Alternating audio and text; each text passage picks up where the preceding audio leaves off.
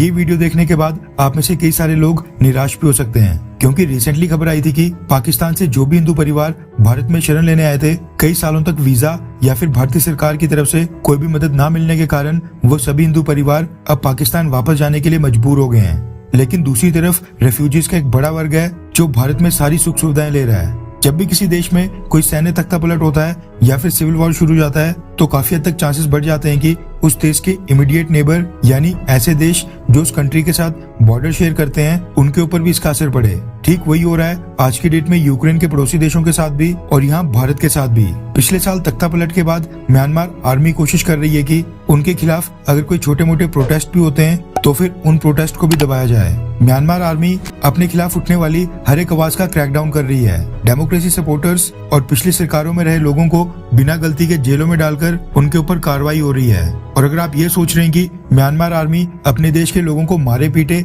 या फिर उनके साथ जो भी करे हमें क्या लेना देना, तो इस बार आप पूरी तरह से गलत हैं, क्योंकि इसी के कारण अब भारत भी इफेक्ट होने लगा है। भारत के टैक्स पेयर्स के लाखों करोड़ों रुपए म्यांमार आर्मी के कारण पूरी तरह से बर्बाद हो रहे हैं, क्योंकि मिजोरम के सीएम जोरमथांगा ने होम मिनिस्ट्री के आदेश के खिलाफ जाकर म्यांमार के हजारों रिफ्यूजीज को न सिर्फ अपनी स्टेट में जगह दी है, बल्कि सरकारी खर्च से उनके लिए खाने पीने और रहने का भी इंतजाम किया है, जिसके परिणाम स्वरूप अब म्यांमार रिफ्यूजीज की एक फ्रेश वेव भारत में एंटर हो गई है।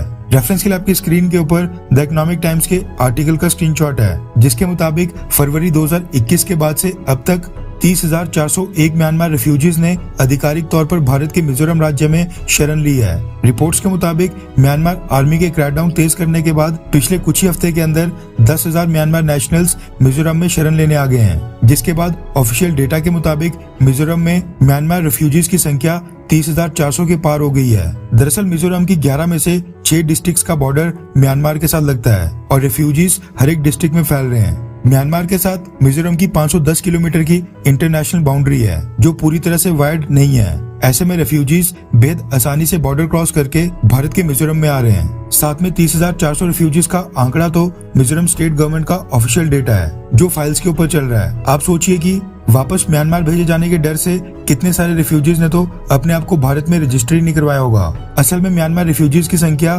30,000 से 3-4 गुना ज्यादा 1 लाख के ऊपर भी हो सकती है, क्योंकि म्यांमार से आए रिफ्यूजीज मिजोरम के अलावा भारत की दूसरी स्टेट्स में भी गए हैं, जबकि 30,400 तो म्यांमार स्टेट गवर्नमेंट का आंकड़ा है। और ये तब हो रहा है जब Bharat United nation refugee convention of 1951 और 1967 का सिग्नेटरी भी नहीं है, उसके ऊपर हमने हस्ताक्षर नहीं किए थे।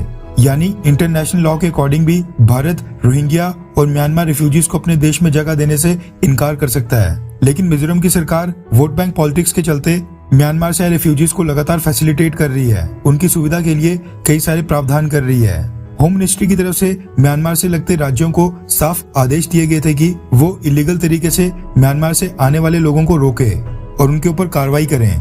लेकिन मिजोरम के सीएम जोरमथांगा ने कहा था कि म्यांमार के चीन एथनिसिटी के लोग जो रेफ्यूजीज बनकर मिजोरम में एंटर हो रहे हैं, उनके मिजोरम के मिजो एथनिसिटी के लोगों के साथ गहरे संबंध हैं। मिजोरम में कई रिश्तेदार बिरादरी है उनकी, इसलिए वो उनको भारतीय सीमा में एंटर होने से बिल्कुल नहीं रोकेंगे।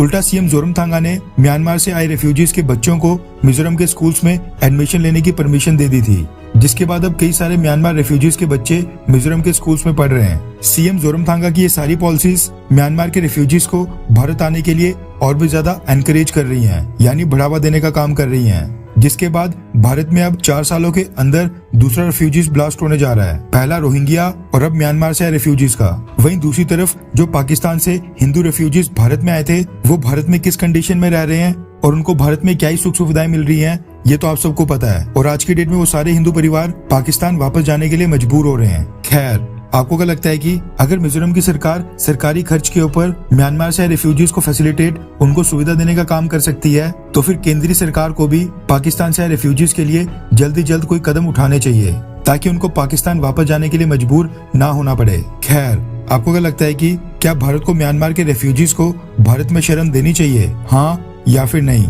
नीचे कमेंट करके अपनी राय जरूर बताएं।